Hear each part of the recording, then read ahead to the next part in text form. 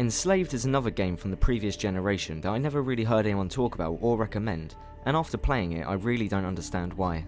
Enslaved is set in a dystopian post-apocalyptic Earth. It begins with Monkey on a slave transport ship which is heading towards the pyramid. You notice a girl, who you later find out is named Trip, escaping, so you smash out of your pod to follow her. The ship is malfunctioning and blowing up. After a big explosion you're sucked out the back and you have to find a way to climb around. The climbing and jumping is the same as you'd find in the Prince of Persia or the Uncharted series, but it's pretty intense in this situation. I think it's done really well. It's very quick, smooth and responsive, which makes it great fun. You race your way through the ship trying to find an escape pod and you eventually find your gear. After a really cool scene where you're climbing around the exterior of the ship, you finally make it to the last escape pod, but the girl you saw earlier is in it and she does this.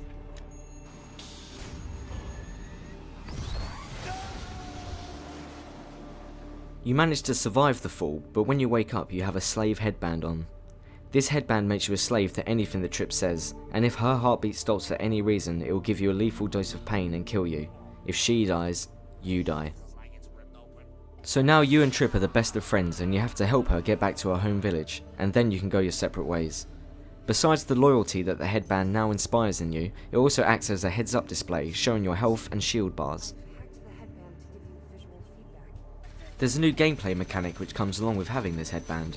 There are parts where you have to distract the enemies and tell Trip to run when it's safe, and parts where she has to distract the enemies for you.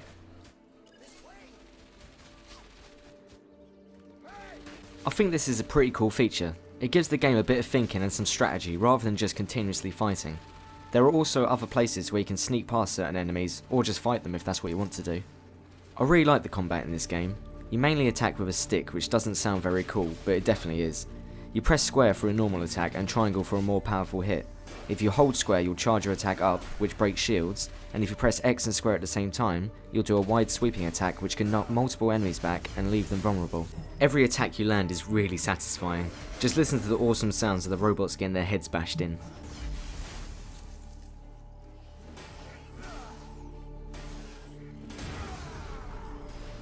You tap X to roll and hold R2 to block. I played this game on the hardest difficulty setting, which was actually quite challenging, but once you get the hang of when to roll and block, it becomes much easier. When an enemy is about to attack, it will turn red, signalling you should try to block or dodge them. When you kill enemies, they will drop tech orbs, which are used as experience points. You can also find tech orbs scattered around the levels. With these you can upgrade things like your shield strength, your health bar, and your damage. I find it's not really necessary for a game like this to have that, but it does add a reward system for fighting everything and searching all the hidden areas in a level. One of the best things about this game is the story and character development. Trip and Monkey take a while to trust each other and properly talk together, but as the game goes on, the relationship between the characters gets stronger. She's the brains and you're the brawn.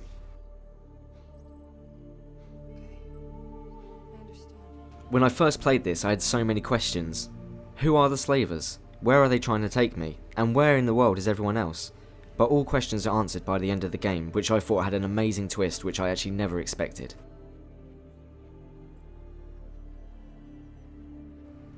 Enslaved has quite a unique graphic style.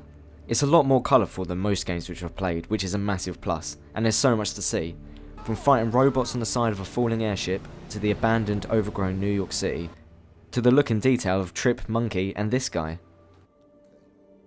It seamlessly goes from gameplay to cutscenes, and as you run around, the camera will follow you in more of a cinematic style than in most games.